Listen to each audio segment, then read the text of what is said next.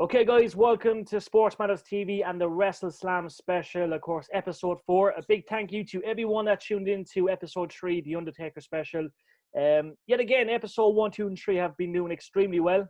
Thousands of views via YouTube and Facebook. So that's down to the lads for their they've got brains to burn. So when it comes to wrestling, you're more than welcome to ask them any questions on Facebook, or if you can get a hold of them, you know what I mean, just ask them a question in general. But lads, hope you're all well. I'm really liking Matt Murphy's t-shirt today. It's really cool. Hey, yo. Yeah, it's class. I decided to just grab the most random shirt there is. I thought, fuck it, why not? Say hello to the bad guy. And I'm just actually copping onto something here, lads, right? As I look at our screen, right, I can see Phil has a new coach. Yeah, I do. Jonathan has a new background, and Matt Murphy has a new background. So it looks like COVID-19 has been good to us. I think Matt's back up in Cork City, aren't you, Matt? Yeah, I'm back up in my gaff up in Cork City at the moment, so happy out. And Johnny has a couple of rooms in his penthouse, so he's using a spare room. Casa de Dwyer. And Matt's, and obviously Phil's spending a lot of his, he's got about 2.1 million in the bank. I think he's finally spending some money. Treating himself so. Definitely. Now, lads, we have to mention something first, right? I'm going to go straight into it, right? Adam Cole, it's a hot topic at the moment. Obviously, we're seeing rumours that, possibly he's going to be on Raw tonight, maybe SmackDown on Friday night. Obviously, he's dropped the belt to Keith Lee in a fantastic match. Phil, I'm going to go to you. Where would you like to see Adam Cole go? Because obviously, we met him last year at WrestleMania. Yeah. Obviously, a great guy. He's been around. He was sound. Being honest, I want him to stay where he is. Yeah.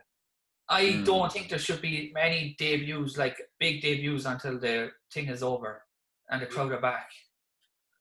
Because what happens then when the crowd are come back, that he'll just be like another guy and they won't. You know what I mean? Do you think he needs a pop? You think it'd be a well, it needs something to kind of grasp you. Like if the Undisputed Era show up on Raw and it's kind of like, okay, there they are. There's no crowd, there's no energy to it. Yeah.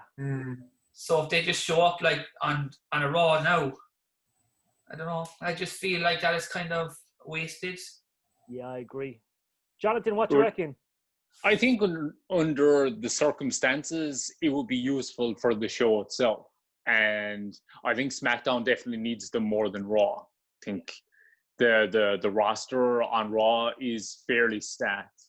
SmackDown is good as well, but I don't know, it just feels that little bit weaker. So I think he would be a really, really good addition. Him and the whole Undisputed Era. Yeah. I don't want to see him come up by himself. I think the whole package needs to go up. And I think if there was another stable or another faction to play them off against as well, that'd be really beneficial. But that's why Seth Rollins. That's where Seth Rollins would come in on Raw. See, yeah. Would that work though? Because I don't know. I wouldn't like to see Undisputed Era as a face faction, or even Adam Cole as a face yet. So like, I don't know. I think they're too similar to put them against it. But then again, it could work. Maybe, I'm not sure. It has that DX Nation of Domination kind of vibe to it. Maybe. The thing without the crowds, it's very hard to like engage in something. It is. Matt, what you reckon, my man? Yeah, I kind of agree with both Johnny and Phil. I mean, it's kind of a weird time, having the whole empty arena era we're now in. Like, you don't get the most exciting pops from the crowd. As for Adam Cole's debut, I've always just seen Adam Cole as an NXT guy. Yeah. I mean, for me personally, if I see him go on Raw or SmackDown, I'll just be like, how are they going to use him? Are they going to use him well? Or are they just going to put him in like random mid-card matches? Because I would like to see not just him, but also, the Undisputed Era, at least. So hopefully they'll use them properly and use them as like a proper faction. Maybe even to take on Seth Rollins, just to show that they're like an up-and-coming stable that people should really keep an eye out. I mean, they've already got their name out there on NXT. Yeah. Because they pretty much made NXT all last year and half of this year even. So when it comes to Raw and SmackDown, I think probably SmackDown. I would see him definitely coming on. I don't know story-wise. I can't think for the top of my head because he just got out of a fresh match with Keith Lee. Yeah. Especially with, the whole empty arena, maybe wait till, when we can fully go past everything that's going on. Yeah. But speaking of Undisputed Era, like we haven't really had we've not had anything like that in a long time. Like these guys, there's a lot of hype about them. Like even when you think of Evolution or DX, like they have the potential to be as big as DX, in my opinion. Oh yeah, no, and all four guys are so talented as well. Yeah, yeah. I can see them being kind of like if they use well the next NWO. I know that's a bit of a bold statement to say, but that's what I like to see with them, like them slowly taking over from NXT to Raw. And yeah. Definitely. No, go on, Johnny. Sorry. All right. I was going to say they remind me more of the Horsemen because they're more of a wrestling based. They're all really strong in-ring performers, and I think if they based it around that, like they were used in NXT, about all of them, chasing the championships and all of that. I think what else is there for them to do on NXT? They're going to have to do something. I mean, they can't just leave them on the shelf and then bring them up when the crowds are back. So I think they have to make a move, put them on SmackDown and kind of leave the cards fall where they may. Do you think Vince McMahon will be kicking himself that, you know what I mean? Do you know what I mean? That there's obviously been a few departures in recent weeks and months. Like, did you reckon he's after missing the whole Bullet Club thing with AJ and Finn Balor? And yeah. Do you reckon he's going to kick himself over that with the whole Undisputed Era thing coming up, maybe? Yeah. It's possible. I don't know. Yeah. I kind of got a bit. I'm actually a huge Bullet Club fan, like especially when they're in the New Japan and Ring of Honor even. So I kind of got disappointed how Vince used, Luke Gallows, Cole Anderson, AJ Styles, and Finn Balor. So, like what Jerry said, like let's just hope that he won't do the same with the Undisputed Era. Yeah. That's just my little rant. I actually think that I don't think Vince knows too much about the Bullet Club, to be honest with you.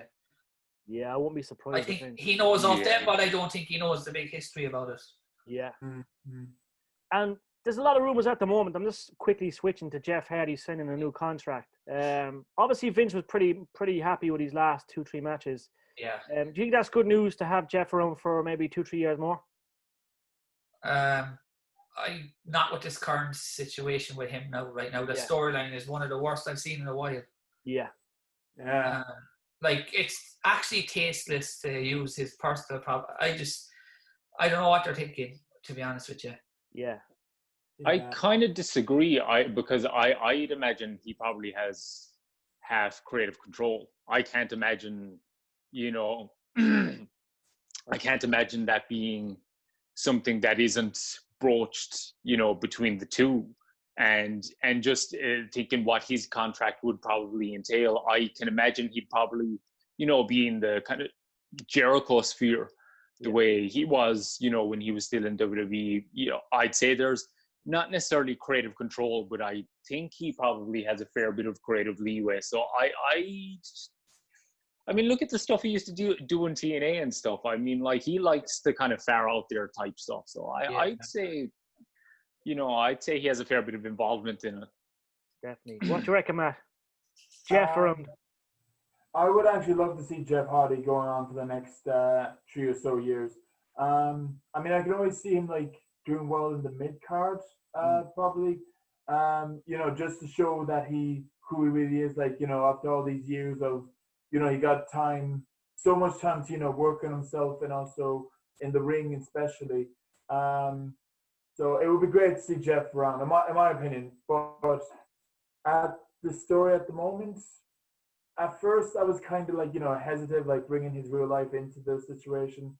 Then I was slowly buying into it, but now I kind of feel like I don't think it's going anywhere at this point.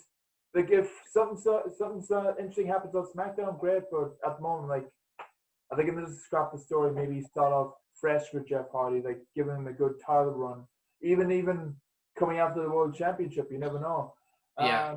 So Because that personally, story has gone fairly flat now. Yeah. I mean, like, it started off strong with the whole thing with the car with Sheamus, but it just seems like, I don't know, did they just lose confidence in us or what? But it's gone really flat.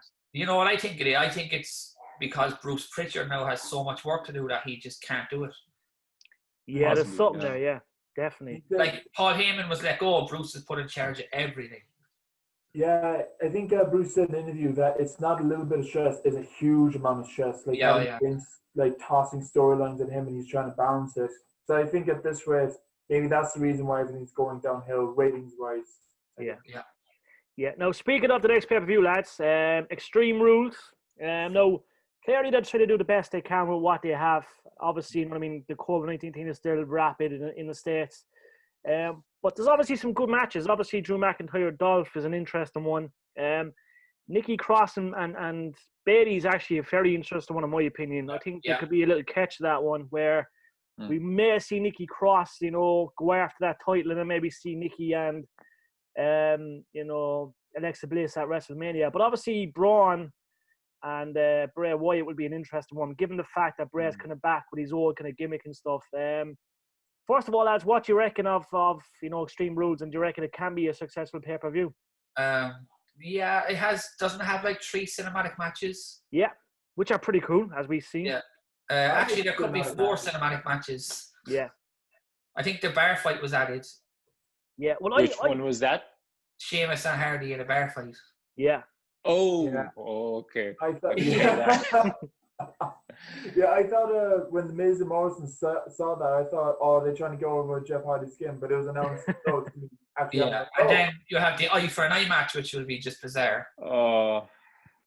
Surely Rey Mysterio is going to lose that match. I would think so. Like, you know, he's out. He doesn't have a contract, so I think he will. Yeah. I don't know how to feel about the Seth Rollins versus Rey Mysterio match. Like, I know it's going to be a cinematic match. It can go one way or another, but I think these cinematic matches, you just watch it, and once it ends, you're like, what the hell did I just watch? Yeah. That's going to be like the swamp fight as well. But They're driving them into the ground. Yeah.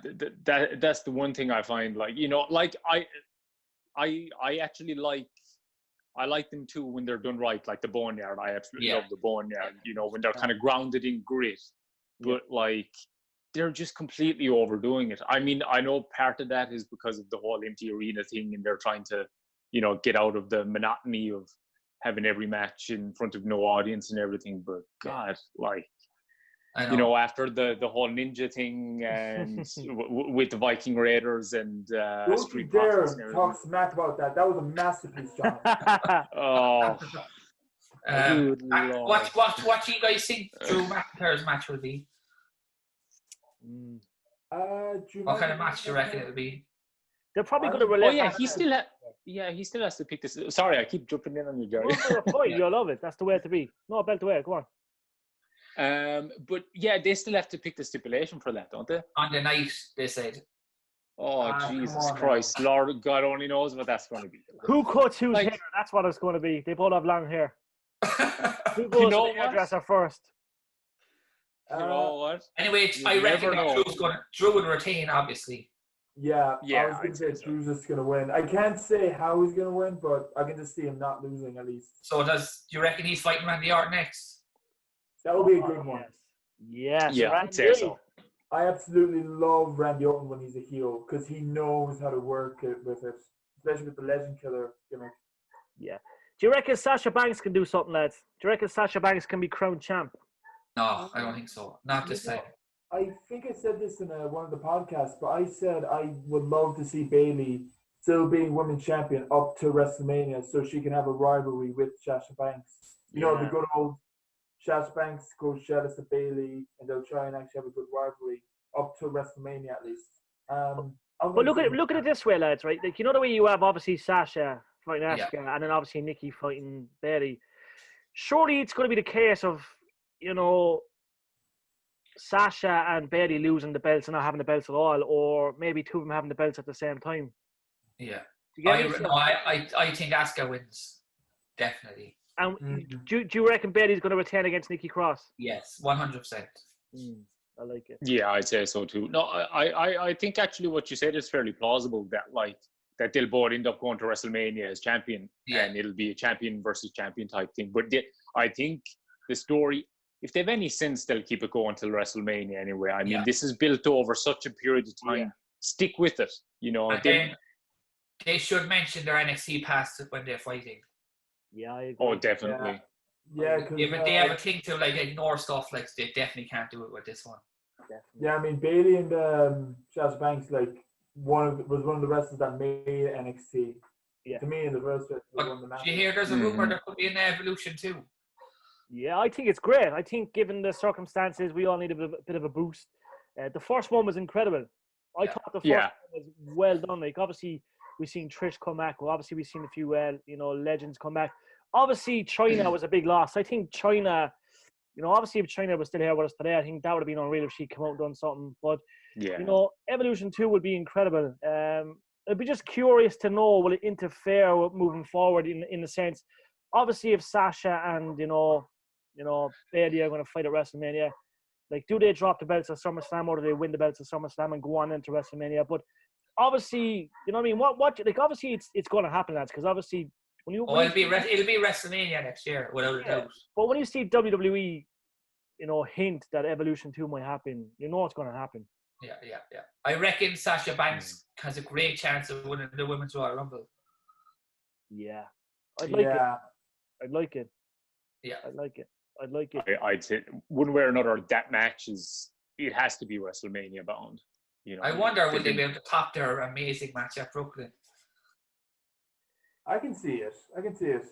See, the crowd helped to make that match as well. I think it's an audience. Great thing, point. You know what I mean? Yeah. That's kind of the unfortunate thing. Whenever we talk about these possibilities, we always go back on the fact that, we're living in the empty arena era. Unfortunately, but... Yeah. But we get out of it, hopefully. NXT lads, obviously, Keith Lee, that dominant man that we got to interview 2 years ago at OTT, Phil, was it, or 3 years ago, maybe? Unreal. He cut a really good promo with us in backstage, but obviously it's his time to shine. This guy is going to be one of the biggest things of all time, I'd say. Oh, yeah. Without a doubt. Like, he has the size, he's athletic, he can speak on the microphone. He can go, like...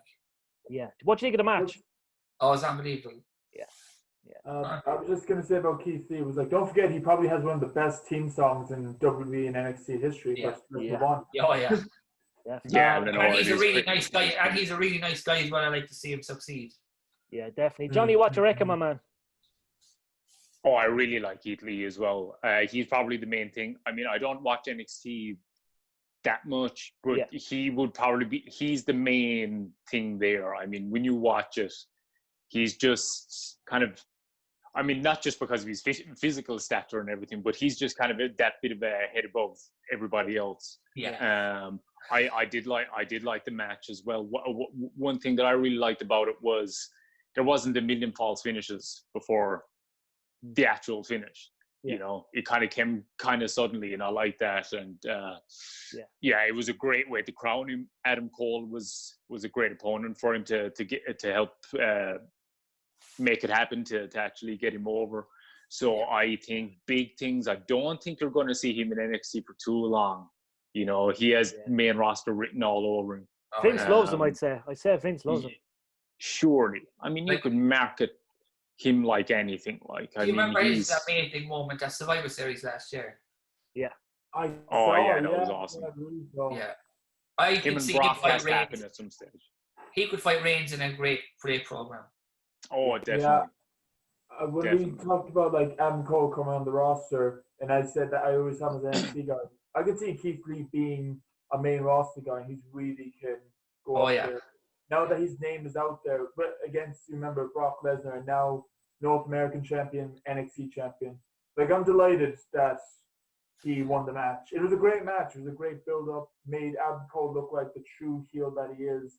And then Keith Lee would power through and winning the match. So, again, I agree. I like to see Keith Lee on the main roster. He would get well known. Definitely. No, All Elite Wrestling, lads, obviously still doing massive ratings. They're obviously battling against NXT all the time. Phil is in on All Elite Wrestling at the moment. Obviously, Jericho, Orange Cassidy popping up in recent weeks. How's it been? You had that match the other night, Cassidy and Jericho, which is pretty decent. Yeah. The Firefest, isn't it Firefest? Yeah, no, yeah. Fight Firefest. for the Falling. No, Yeah. Fight for the Falling is on this Wednesday. Yeah, yeah. John Moxley returns, which I'm kind of looking forward to be honest. Yeah. Moxley versus Brian Cage, which could be good. Yeah. Like Brian that Cage this is obviously Wednesday? on momentum. Like What's that? Brian Cage is obviously coming in. He hasn't yeah. fought in all of the. That match is going to be very interesting how they do it because I don't think Moxley's going to lose.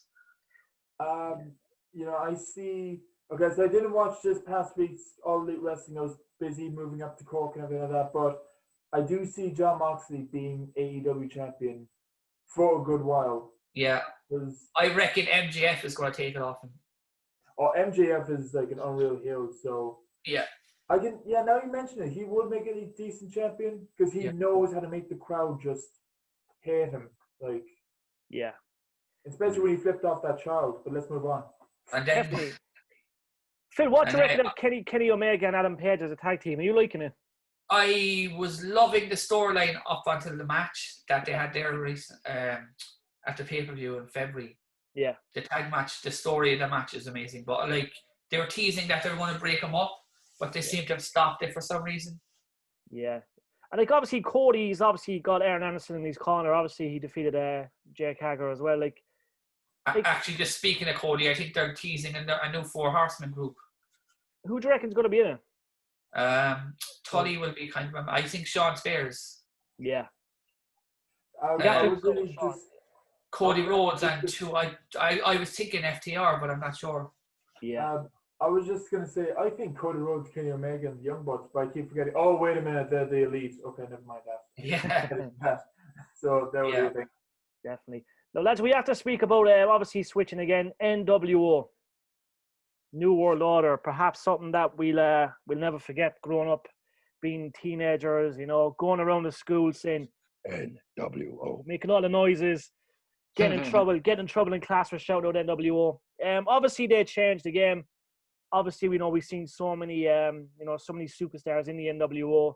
You know, from day one, obviously the Wolfpack came along. Obviously, they brought back the NWO at No Mercy 2002, I believe, where Vince turns in his chair and the NWO is on the back of his chair. But Phil, what's your favorite NWO moments? We've actually been watching all of them, so I've seen them all. I've actually watched every one of the episodes of Nitro over the last year or so. Nerd. So I'm actually, do you know what? The first one where Hogan joins NWO. Yeah. It has to be. What pay-per-view was that again? Was it Bash at the Beach, 96? Yeah. And then actually there's another one as well. I think it's on the lead up to the next pay-per-view. Hogan does an amazing promo. Yeah. Where he rarely wears all black but had no NWO gear on him. It was just all black, but he delivers an amazing promo. Yeah. I'm convinced that they were told the fans to throw rubbish at him because nobody throws that much rubbish. Crap at the wrestlers. And it was obviously Bischoff. Bischoff was the man behind that there, wasn't he, originally? Bischoff was behind it, but like I think he stole it from some Japanese promotion. Yeah.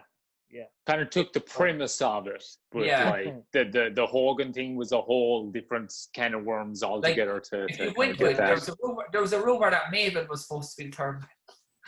Raven? No, Mabel. Oh, Mabel. Yeah. Bischoff said that's not true. That was a figment of Dave Meltzer's imagination. And then there was another one that Sting was the third man. Yeah, but that was the backup. That was the backup in case Hogan didn't do it. Yeah, I actually listened on Chris Jericho's podcast. Was Hogan actually contacted like the week before, and Eric Bischoff already had Sting in mind to be the third man. So at least he had like a backup, but Hogan was still big, the best heel turn in wrestling, to my opinion. That's all I'm going to say. But the first moment is definitely the best. Yes, when it all happened. Who's your favorite NWO member, Phil? Probably Hogan, to be honest. Yeah. What about Johnny? What you reckon? Who's your favorite NWO member? It's a toss up between him and between Hogan and Nash. Probably have to go with Hogan. I mean, I didn't start watching WCW till 1999, so I was kind of seeing everything in retrospect. You know, getting all the VHSs back then, renting them out in the local video store, like Hollywood video store, or Extravision. Blockbusters. Yeah. Oh, I missed them And there, man. yeah, I got, what was it, Best of Bash at the Beach, and I knew that like he'd changed his character kind of or whatever, but like I had no idea of the actual scenario or anything like that. So when I watched the actual turn at Bash at the Beach, like I was just, I mean, I would have been what, 10 or 11 back then, and my jaw just dropped like holy shit, this is crazy. Like, you know, they're throwing all the rubbish in. I mean, that's got to be one of the most iconic moments in wrestling history, you know. But yeah, I'd say probably Hogan, because even when they came in to WWE, even though it ended up kind of, you know, going in the trash heap, it started off pretty strong. Like I remember when they did the thing with the ambulance with The Rock. Oh, like yeah, Jesus, like that was heavy stuff back then. Like, you know, that was another huge moment. And handing Stone Cold the Bears. What? When he chose the Bears. I don't want any Bears. Yeah. No, that was good stuff. Just seeing him face to face was amazing as well. Like, yeah. What do you reckon, Matt? Who's your favorite NWO member? You know, I would say Hulk Hogan, but I'm going to be the odd man out in this one. For a good while, I think who I got a chance to meet in October 2017, hence how I got this T-shirt, I keep bragging about for some reason, I don't know why, is Razor Ramon Scott Hall. Just because, like, as far as I saw NWO for the first time, Scott Hall was just there alongside with Kevin Nash, and he just brings that, you know, that bravado, and especially when he comes out into the ring and he's like nodding his head with the toothpick, and like he says, he is the bad guy. He's definitely a heel that makes you want to hate him, and it makes you want to hate the NWO because, you know, how they were taking over WCW at the time, and he's just there like bragging, he's like carrying the whole thing. So and he's one of the best Intercontinental champions we have of all time. So that's just the reasons. To me, Razor Ramon, Scott Hall himself, like, so. Yeah. And what you said about moments about NWO, I'll make it real quick. Of course, Hulk Hogan being the third man, but this is the same time I got introduced to NWO was when Vince McMahon, you know, did the I'm going to inject what I created. With the NWO. The NWO, yeah. And I didn't really know much about NWO, but my brother was like freaking out. And he was like, they pretty much was WCW. Yeah. Now, of course, they debuted, and it kind of went so and so, but it was still, that build up was just amazing. I would do the chair spin, but I don't have the room to do it. So you're gonna have to humor me and just, you know, that. We'll do it next time. Mine definitely has to be. You know, I'm looking back. Obviously, Macho Man was a good guy there. Obviously, Lex was kind of, you know, Lex was kind of more. I always remember Lex as a Wolfpack man. But yeah, no, great times. I must say, lads. I must say. Now, I had to mention something I completely forgot about. Right, the new United States Championship belt. What you reckon, lads? Love it. The more I look at it, the more I like it. But I wasn't keen on it when I first saw it. Yeah, it kind of grew on me. Like I already prefer the design than the Intercontinental title, to be honest. I prefer the old Intercontinental belt. I don't like the new one. Yeah. The other one was perfect. They should have never. It was kind of like the old one, you know. But I don't know why they changed it. Obviously, it's nice to change the belt. But the Intercontinental belt just before they brought out now was a way better, a million times better, perfect. Yeah, it was so iconic that shouldn't have been touched. Yeah, I remember when Cody Rhodes brought the original title back, and he was like showing how much importance it was, and everyone was like, "Yeah, we're gonna have to keep it like that." But no, it didn't. Same with the United States belt. I enjoyed it the way it was before, but I like the United States belt now. But I know. Phil, did you see Taz brought back the FTW belt? Yeah, for Brian Cage. That's because he owns the rights. Vince McMahon doesn't own the rights to that belt at all. Yeah. I don't know what they're going to do with it though. Yeah. Like, actually, just speaking of Taz and that whole thing with Brian Cage, I'm kind of worried about his momentum being lost at this next match. Yeah. But Brian Cage. He has to win. Because like if Mox pins him clean, like where does he go? Maybe go after the TNT belt for. Maybe, but I think Cage should beat him. Yeah, I don't think the title. I know, he probably won't. But to be honest with you, I don't think the title does anything for Moxley. And, you know, I mean, look, I'm not a regular watcher of it, but when I did, and just kind of what I hear and what I do see, I mean, the title, it hasn't really been elevated with him as champion, and it hasn't, elevated him any further either. Yeah, exactly. So like he's able to get over, he's over anyway. People are already invested in him. Yeah. I just be worried that Brian Cage will fall into something and he won't be able to get out if he loses. Yeah. No, it's interesting.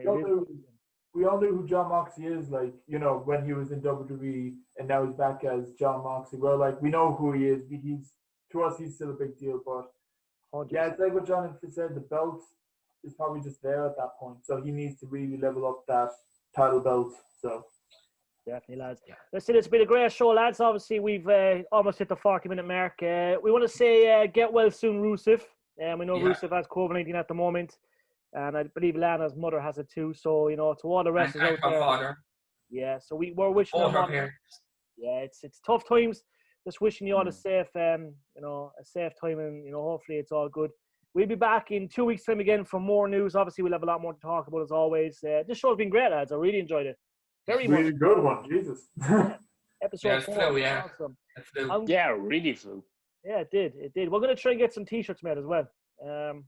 We'll have to check out a nice logo. Yeah, a nice logo, something different. Something like, maybe we can all have a nickname or something. Because I really like Matt's T-shirts. So if we can get my guy B Lee Designs to design logos for each one of us, it'd be pretty cool. But we will be back in 2 weeks, lads. Episode number 4 will be up on YouTube tomorrow and on Facebook. They'll both premiere as always. I've got new Wi-Fi in the house as well, which is great. Thanks to my sister. They got something for my mother put in. So happy days. But as I said, lads, we'll be back in 2 weeks. Stay safe. Thank you very much for your time as always. And stay tuned to WrestleSlam on YouTube and on Facebook for all the latest info. Have a good one, guys. All right. See you guys. See you, lads. Take care.